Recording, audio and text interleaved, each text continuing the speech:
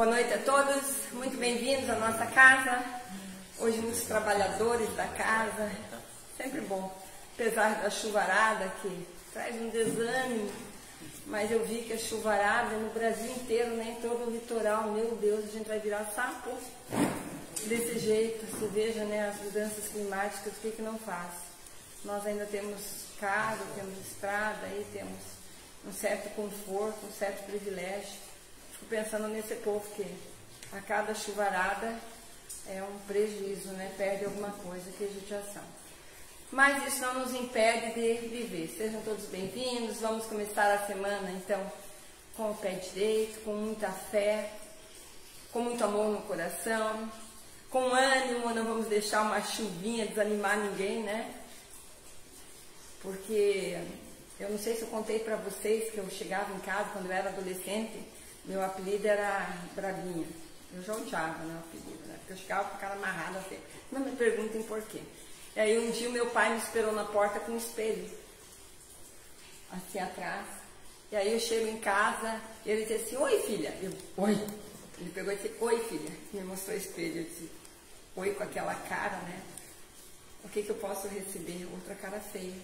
E foi uma lição assim preciosa, ele não precisou falar nada. Então, o quanto a gente constrói com um sorriso, com amor, com respeito, para que a cara feia? A gente está vivo, está com saúde, está com oportunidade. Estamos aqui hoje para aprender um pouco mais, para discutir um pouquinho mais sobre essa doutrina que trouxe o esclarecimento que a gente precisava para seguir adiante. A agenda da casa hoje não passou, mas como 99% das pessoas são trabalhadores da casa, é só lembrar que amanhã nós temos a noite de tratamento de cirurgia espiritual. Então, para você que está em casa, lembra de trazer, de reservar no cantinho aí a sua água. Lembra de amanhã evitar comer carne, conectar com o bem maior, fazer a sua oração, tentar se livrar um pouquinho das mazelas desse mundo material que nos absolve, né? Nos absorve e nos faz esquecer que o mais importante é o nosso espírito. Então, para você que vai passar por esse tratamento, lembrando que a doença ela se instala primeiro no perispírito, e é isso que a equipe do Dr. Bezerra de Menezes e do Dr. Fritz vem fazer aqui, vem tratar o nosso perispírito. É preciso ter fé. E a gente encontra fé através do ato, através da oração, através da crença. Então, amanhã, a partir das 7 horas, nós temos a noite de tratamento de cirurgia espiritual. Quarta-feira, estudo. Quinta-feira, nós temos programa na rádio, Itapuá no ar. E aí acabam as atividades. No domingo, esse programa se repete. E na segunda-feira, a palestra e paz. Sejam todos bem-vindos à nossa casa. Então, sem mais delongas, eu convido todos agora a relaxar. O que a gente fala em relaxar? Porque quando a gente fica todo engruvinhado, assim, parece que o corpo também fica, a gente fica com dificuldade de liberar a emoção, não é? Então vamos nos soltar, vamos relaxar, vamos conectar com o bem, vamos fazer aqui no nosso íntimo a nossa oração, para a gente se preparar para mais uma noite de encontro. O encontro que vai estar junto com a espiritualidade amiga, que vai estar sob os domínios do alto, sob a inspiração do alto, para que a gente possa levar para casa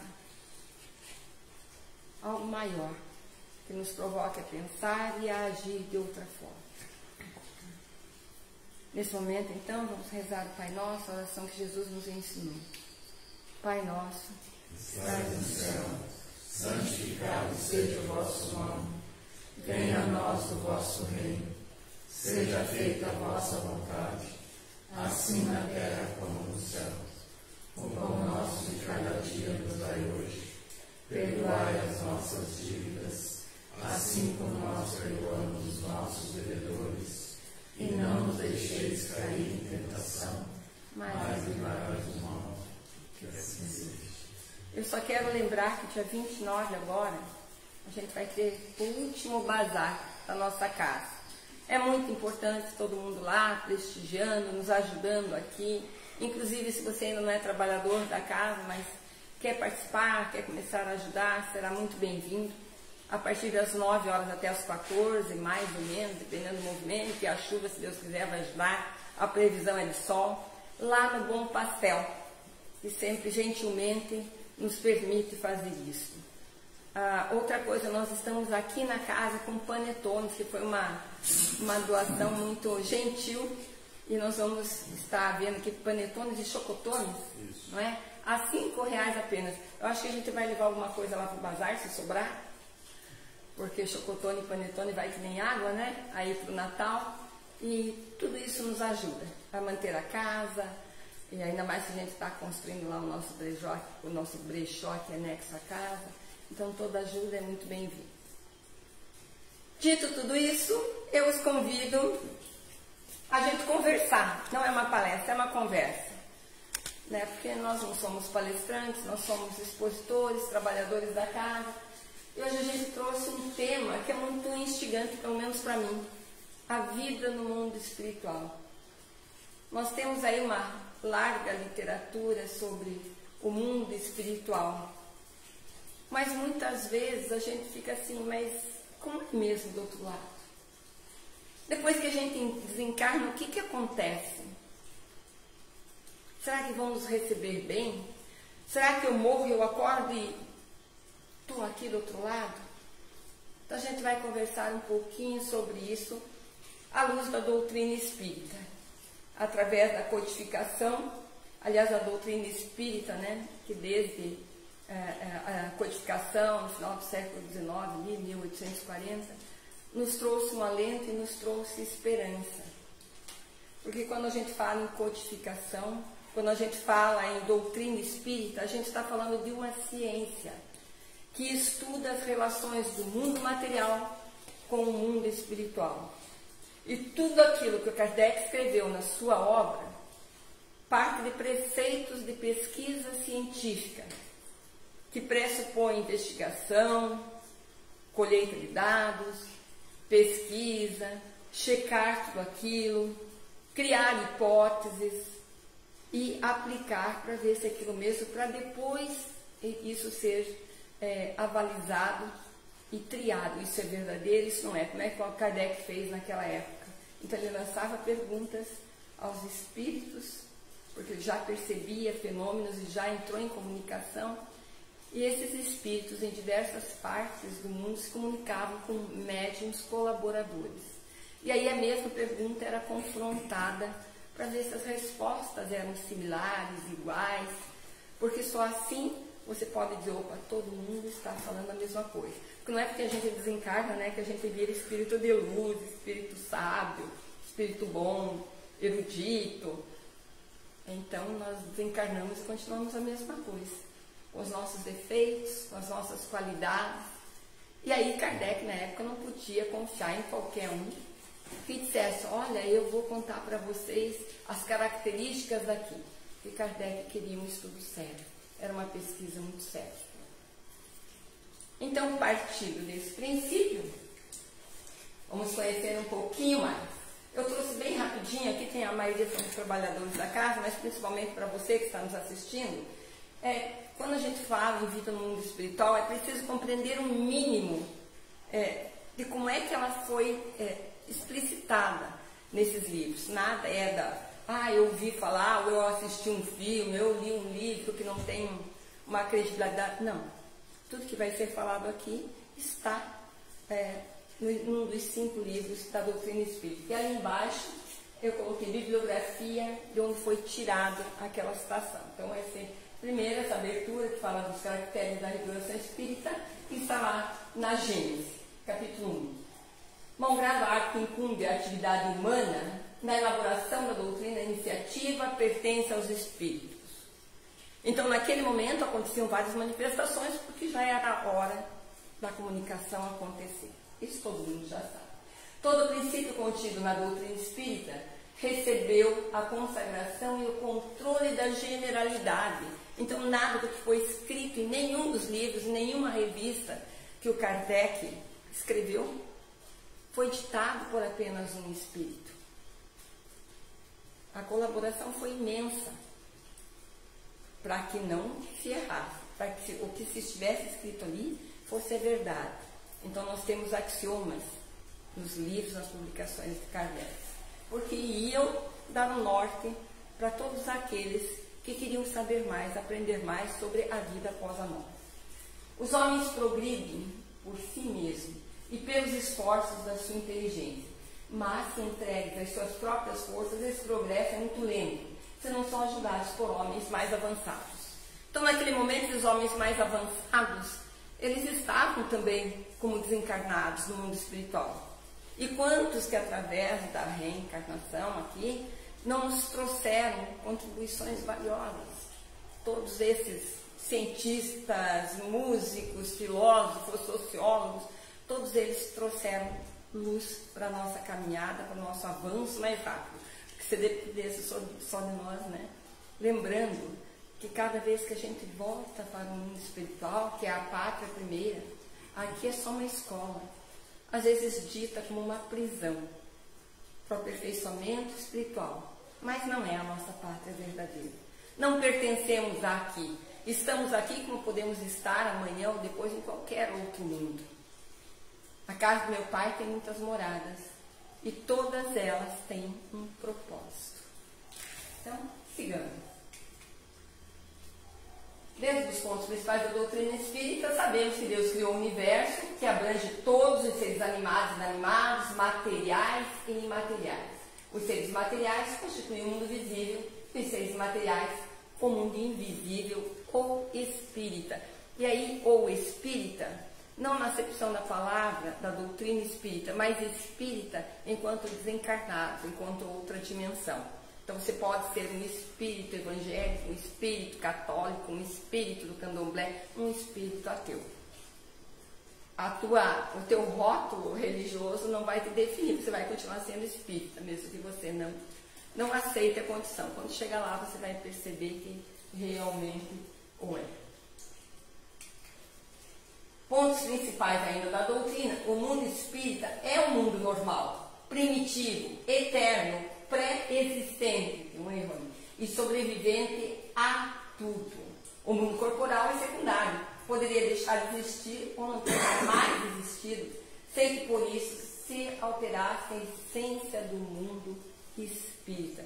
Isso é bem importante, porque tudo aquilo que existe aqui na Terra ou em qualquer outro mundo, ele pré-existe no mundo espiritual.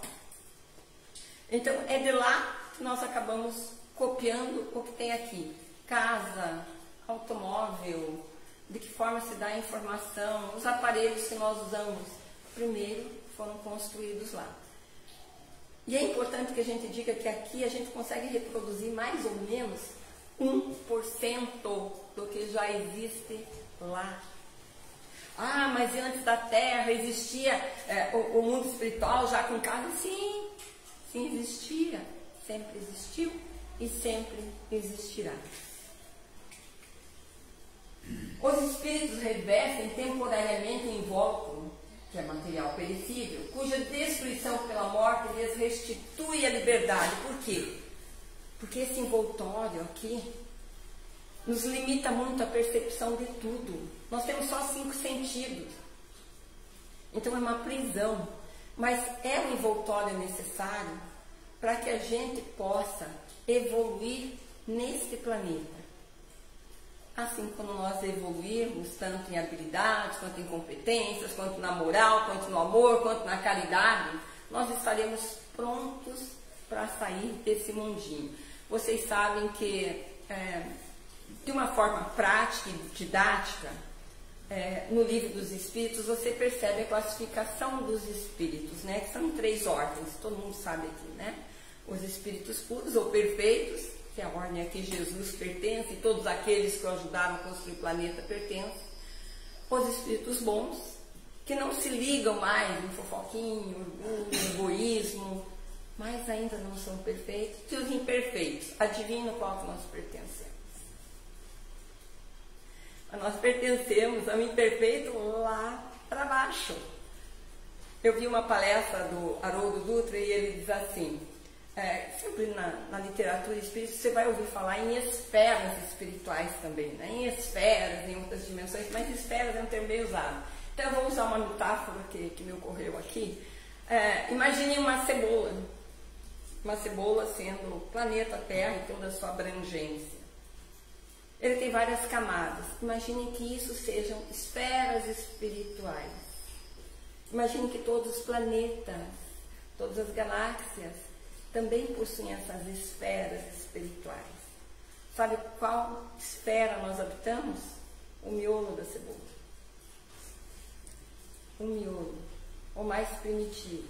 E a gente às vezes ainda acha que é único no universo, que de repente Deus colocou os planetinhas, as estrelinhas, as galáxias, tudo para a gente ficar olhando de noite, né? Que Deus ocioso seria esse. E quando a gente morre também, e para fazer o quê? Morreu, acabou tudo? Que Deus justo seria esse também? Que nos faz tão diferente, depois descobre muito mais, né? Entre as diferentes espécies de seres corpóreos, Deus escolheu a espécie humana para a reencarnação dos espíritos que chegaram a certo grau de desenvolvimento moral quanto intelectual. Isso ocorre em todos os mundos habitados.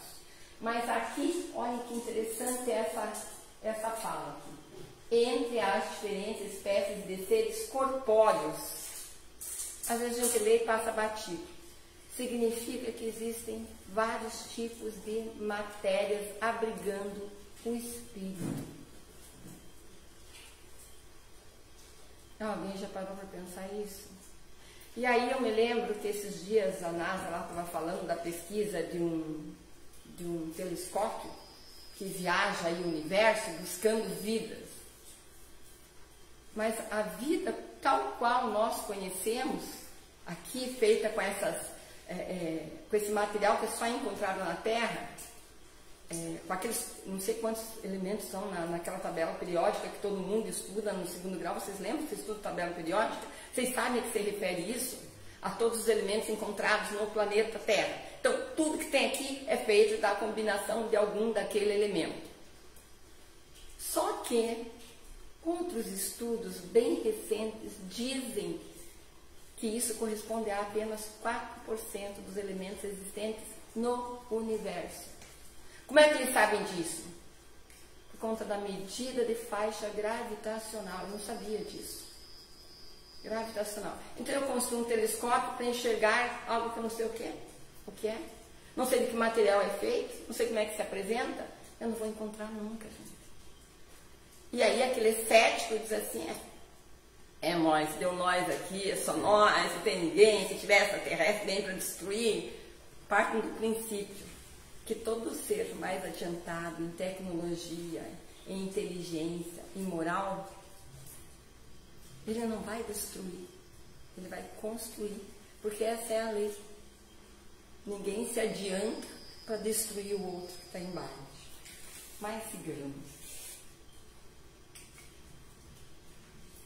E aí, isso aqui é um início. Deus é eterno, imutável, imaterial, único, onipotente, soberanamente justo e bom. Eu convido vocês a fazer exercício. Voltem o máximo que vocês podem no tempo. Voltem.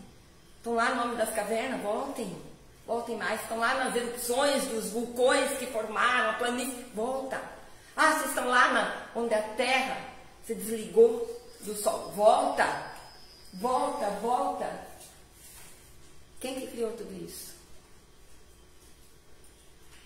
Então aquele Deus antropomorfo que as religiões nos venderam, quer dizer, aquele Deus feito à imagem e semelhança no homem, cai por terra.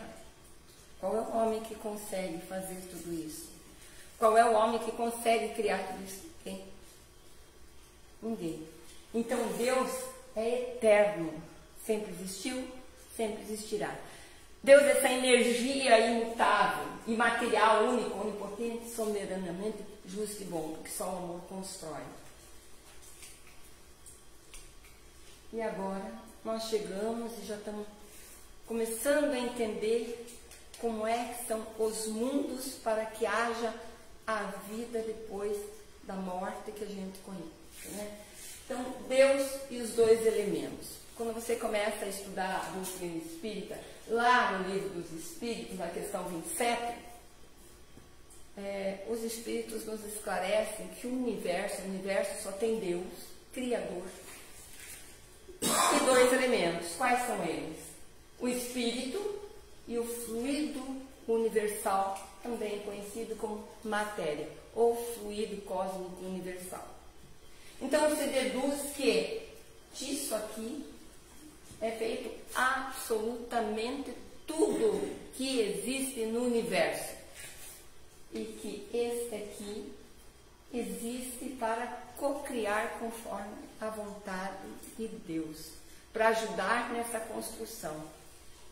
Esse aqui evolui dentro de tudo aquilo que é possível construir com esse fluido universal cósmico. Por isso as diferenças de vários mundos. À medida que a gente vai evoluindo, a gente vai se despojando da matéria, porque não serve mais. Na Terra a gente ainda precisa, né? A gente entende que é espiritinho, assim, bem baixinho, quando a gente tem uma gastroenterite, quando a gente tem uma pneumonia, que o corpo começa a sofrer, a gente desencarna. A primeira mudança que ocorre é no aparelho digestivo depois de um tempo. Você não precisa mais ir no banheiro, não sente mais fome, você fica com a impressão do perispírito, mas você não precisa de mais nada disso. Então, à medida em que você vai caminhando e avançando nessas camadas da cebola, nessas outras esferas, você vai se despojando, mas mesmo assim ainda é um mundo material que reveste o espírito e que dá condições dele se aperfeiçoar naquele local em que ele está. Então, o fluido universal cósmico, ele pode ser o quê? Magnetismo, eletricidade, as ondas curtas, as ondas médias, os algoritmos. Como é que você se comunica no WhatsApp? Aquilo é matéria. Matéria modificada. Como é que acontece a eletricidade? É matéria modificada. Como é que eu recebo a imagem na minha televisão? É matéria modificada. Tudo é feito do fluido universal cósmico. Então, se alguém desencarnar e chegar lá em cima e olhar, por exemplo, chegar lá, tiver a sorte de ir lá na coluna no nosso lar, e olhar a grama, e olhar as casas, e disser assim, nossa, mas do que é feito isso aí? Fluido cósmico universal. Diferente do que a gente tem aqui, mas talvez com a mesma função lá. Dá para entender? Vocês sabiam disso? Tudo é fluido cósmico universal. Então são combinações diferentes desse fluido. Você vai encontrar isso lá no livro dos Espíritos. Então agora a gente entra aí no mundo espiritual propriamente dito, que é o que acontece depois que você desencarnou. Então, sabendo que lá nós vamos encontrar também uma outra camada, porque nós migramos de esfera, saímos dessa dimensão e fomos para outra, nós vamos encontrar um mundo que vai nos oferecer também possibilidade de acolhimento, não apenas o acolhimento pelo amor, pelo tratamento, mas o acolhimento de ter uma casa, de ouvir uma música, de estar junto com quem se gosta, porque quando a gente desencarna, depois de um bom tempo, nós começamos a ter consciência de tudo que nós já vivemos em todas as nossas encarnações. Nós começamos a ter consciência de todo o bem e de todo o mal que a gente já fez. A gente lembra de todos aqueles que seguiram na jornada conosco. É interessante, entre aspas aqui, para falar do desencarne muito rapidamente. Porque tudo que a gente está falando é bem passando. Porque o tema é tão amplo que daria um seminário, acho que o ano inteiro, né? Para falar sobre a vida no mundo espiritual. Mas acho que as pessoas ficam muito curiosas para saber a hora do desencarne. Se quando eu morro, o que acontece? Vamos considerar que nós podemos ter vários tipos de morte. A morte pela doença, a morte por um acidente trágico, a morte por um assassinato, a morte por um suicídio. Então, todas essas são tratadas de uma forma diferente. E cada pessoa carrega também a sua idiosincrasia, né? A sua bagagem. Então, cada uma também tem uma percepção diferente do depois da morte. Se eu sou evangélico, se eu sou católico, eu acredito em céu, em inferno, e como eu conversava com o Maurício há pouco, essas pessoas vão ter dificuldade em acordar e se dar conta de onde estão. Elas vão ficar dormindo um bom tempo, acreditando que daqui a pouco vai ter a triagem lá, você vai para o céu, você vai para o inferno. Isso é bem frustrante, né? Então, olha o papel da doutrina espírita como uma ciência esclarecedora para nós. Mas, a grosso modo, quando eu falo a grosso modo, é assim, de uma maneira geral, nós morremos. No momento em que nós desencarnamos, nós somos acolhidos, sim, mesmo que a gente não tenha a percepção do acolhimento. Mas ninguém desencarna e fica sozinho. A consciência de que nós desencarnamos é que vem com o tempo. Conforme as minhas crenças, conforme o meu preparo, conforme a vida que eu levei, conforme os apegos da matéria que eu tenho. Mas nunca a gente vai estar sozinho. Sempre haverá alguém tentando esclarecer. Tem espíritos que ficam séculos achando que ainda estão vivos. Tem outros que ficam obsediando porque não querem ver, porque não querem saber o que aconteceu e não entendem. Como eu estou na minha casa e ninguém me olha, todo mundo me ignorando. Então essas dificuldades, vocês vejam como a gente tem que se preparar. E o estudo é para isso. Olha a bibliografia que a gente tem ali. Olha quantos livros tem ali. Mas os convites do mundo material são infinitamente mais atraentes, né? A gente não tem muito tempo para ler. A gente quer vamos ser felizes. Ainda mais hoje em dia, que o lema é, vamos ser felizes. Vamos ser ricos antes de trabalhar. Vamos ser felizes antes de dar a minha contribuição. Eu quero ser perdoado antes de perdoar. Eu quero ser amado antes de amar. Então a nossa urgência também está tapando a nossa já tão comprometida visão do que realmente importa. O mundo corporal não é o mundo original. Esse é o princípio da doutrina, da base da doutrina espírita. Quando a gente compreende isso, a gente já compreende um monte de coisa. Tudo que é físico, um dia vai se destruir. Tudo, absolutamente tudo. Carro, casa, cadeira, planeta, galáxias, constelações, sol, máquinas, tudo um dia vai se destruir. Mas no mundo espiritual, nada destrói. Pode ter uma hecatombe com a queda de uma bomba atômica, nós todos vamos desencarnar. Mas o mundo espiritual continua igual. Então, lá é a pátria primeira. Toda a criação feita desse fluido cósmico universal, ela serve apenas para aperfeiçoarmos o espírito, como uma escola. Então, você vai participando, né? Vai trocando de sala, vai trocando de escola, à medida em que lhe é permitido. E sempre buscando o que é preciso. Uma outra coisa no mundo espiritual, né? Quando a gente... Eu achei uma curiosidade até para o livro que a gente está estudando nas quartas-feiras, nos domínios da mediunidade. Vocês lembram do psicoscópio? Vocês lembram do psicoscópio? Esse livro foi escrito há muito tempo. Sabe o que é o psicoscópio? O psicoscópio é um aparelho criado no mundo espiritual para saber a personalidade, o que passa na cabeça, quem é você. Então, lembra que a gente está desencarnado sem as amarras da matéria. Então, a gente está literalmente despido. E um espírito superior que tenha acesso e que precise, de repente, trabalhar com você, ou seja, na ajuda, ou seja, enfim, ele usa o psicoscópio. É como se eu pegasse o teu WhatsApp e dissesse assim, para que senha, tirei-me daqui, deixa eu ver o que você pensa, o que você faz, com quem você se relaciona. Não tem como esconder, você fica transparente. Sabe quando o psicoscópio chega aqui? Eu acho que daqui uns 10 mil anos, né? Quando houver uma evoluçãozinha assim, e tudo que chegou até aqui, chegou com atraso, mas na hora em que a gente estava preparado para entender Então, nesse mundo espiritual tem tudo. Tem piano, tem ônibus, tem trem. Né? Como é o nome do trem? Airbus? Airbus.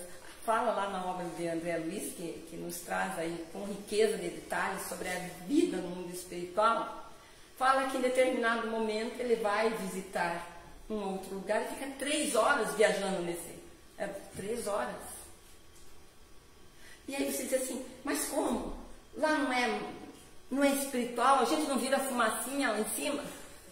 Não, a gente não vira fumacinha. Sinto muito, a gente vai continuar trabalhando, a gente vai continuar existindo, a gente vai continuar com compromissos, a gente vai continuar aprendendo. E quando a gente quiser visitar alguém que está muito longe, a gente vai ter que usar o meio de transporte. André Luiz, falando também dessas camadas, né, dessas esferas espirituais, eu lembro que em determinado momento ele foi privilegiado de falar com a mãe dele, que já estava numa esfera superior. Como é que ele faz para ir falar para ela? Do mesmo jeito que nós. Adormeceu e lhe foi permitido viajar até a outra esfera. Como que ele fez isso? Não sei. Ninguém sabe. Quando a gente estiver lá, a gente se comunica e diz, então é desse jeito que funciona. Mas é assim, quando eu adormeço, que geralmente eu peço para visitar alguém ou para trabalhar, o que eu estou fazendo? Estou me teletransportando para uma outra esfera espiritual. Para exercer um trabalho, para um aprendizado, para um recado, para uma colaboração. E é por aí. Então aquele mito de que a gente vira fumacinha, vira fantasminha, como é que é o nome daquele fantasminha? Esqueça, não existe. A gente só se livra desse corpo grosseiro, cheio de problemas e com só 5 sentidos.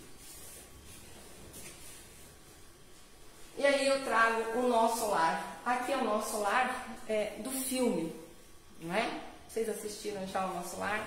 Quem assistiu vai lembrar muita coisa, vai lembrar dos ministérios, das responsabilidades dos dirigentes. O nosso lar, gente, para vocês terem uma ideia, é maior que a cidade de Salvador, que a cidade de Curitiba. E ele foi construído por pessoas muito boas, por espíritos muito bons. Quando eu pergunto para vocês, quem construiu esse centro aqui? Construiu, pergunto pesado. Os pedreiros. Quem construiu o nosso lar? Os desencarnados pedreiros. Sabe? Claro que manipulando outro tipo de matéria, mas também foi construído. E vocês percebem que ele tem é uma estrela de 6 pontas. Lembra a cultura judaica, né? E se vocês aprimoram a pesquisa, mas por que nosso lar era formado em formato de estrela? É porque dentro da cultura judaica, cada ponta tem um significado. E quem fundou o nosso lar tinha uma origem na cultura judaica. Isso faz com que as pessoas sejam melhores, não faz nada. Só diz que a inspiração veio de lá, que a gente morreu levando a bagagem que a gente tinha, que a gente é um continente de várias experiências vividas em várias encarnações, e quando a gente vai contribuir para a construção de algo do lado de lá, a gente não muda, a gente vai com o que a gente sabe. E aí a gente se encaminha já para o final da palestra, deixando uma mensagem. Já vivemos muitas vezes, estamos com as pessoas certas para ajustarmos os nossos corações e resolvermos os nossos problemas. Na reencarnação, ninguém erra de endereço. Isso é de Chico Xavier no livro Nascer Várias Vezes. Agora vocês imaginem a logística por cada um de nós, na família que tem que pôr, para cruzar com quem tem que cruzar, para aprender. Por isso, os vários ministérios, também nosso pai tem como responsabilidade a programação de várias encarnações. E pensando que se aqui na Terra nós temos em torno de mais ou menos 2 bilhões de encarnados, na fila tem mais de 20 bilhões de espíritos aguardando uma chance, porque ao vivermos aqui nós temos muito mais oportunidades de experienciar dificuldades que nos fazem moldar o espírito.